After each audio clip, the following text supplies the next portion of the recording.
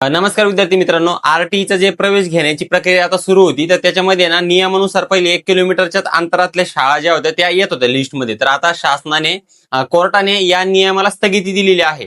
म्हणजे आता याच्यानंतर 3 किलोमीटरच्या शाळा त्याच्यामध्ये ऍड करता येतील किंवा नाही हे आपण सविस्तर बघणारच आहोत. तत्पूर्वी जर तुम्ही सह्याद्री नेट कॅफे आपल्या युट्यूब चॅनलवरती नवीन असाल तर कृपया सबस्क्राईब करा. हा व्हिडिओ पालकांसोबत नक्की शेअर करा, कारण की आपण शैक्षणिक माहिती पूर्ण यावरती देत असतो. नियमानुसार जे 1 किलोमीटरच्या शाळा येत होत्या आधी, म्हणजे याच्या आधी ते 3 किलोमीटर होत्या, परंतु यावर्षी काय केलं त्यांनी फक्त 1 किलोमीटरचा क्रायटेरिया केला होता. तर खूप साऱ्या पालक लोकांची तक्रार होती या संदर्भात, त्यामुळे कोर्टात केस पण चालू होती.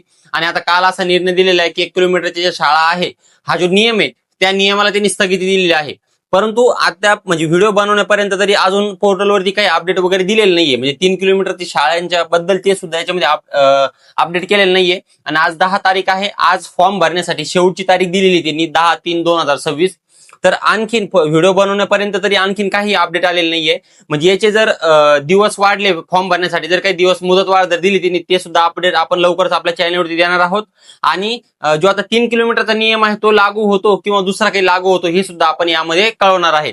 भरपूर साऱ्या पालकांचा हा सुद्धा प्रश्न आहे की त्यांनी ऑलरेडी आधी फॉर्म भरलेले आहेत आरटीईचे, परंतु त्यांनी फॉर्म भरतावेळेस 1 किलोमीटरचाच नियम होता आणि आता 3 किलोमीटरचा होईल की नाही, जर झाला तर मग त्यांचे फॉर्म काय होतील, म्हणजे फॉर्म पूर्ण रद्द होतील की त्याच्यामध्येच एडिटचं ऑप्शन देतील, हे अद्याप काहीही माहित नाही. कारण की याच्यापूर्वी एकदा असं घडलं होतं, त्यावेळेस नाही का फॉर्म भरल्याच्यानंतर त्यांनी एडिटला ऑप्शन बहुतेक दिले होते.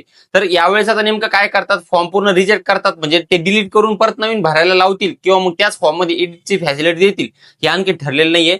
हे जसं ठरेल तसं आपण आपल्या सह्याद्री नेट कॅफे या युट्यूब चॅनलवरती, या चॅनलवरती आपण तुम्हाला सर्व अपडेट्स वगैरे देणार आहोत. त्यामुळे चिंता करू नका. याचे जसे नवीन नवीन अपडेट येतील आरटीए बद्दलचे सर्व, तर ते आपण तुम्हाला आपल्या सह्याद्रीवरती देत राहू. धन्यवाद.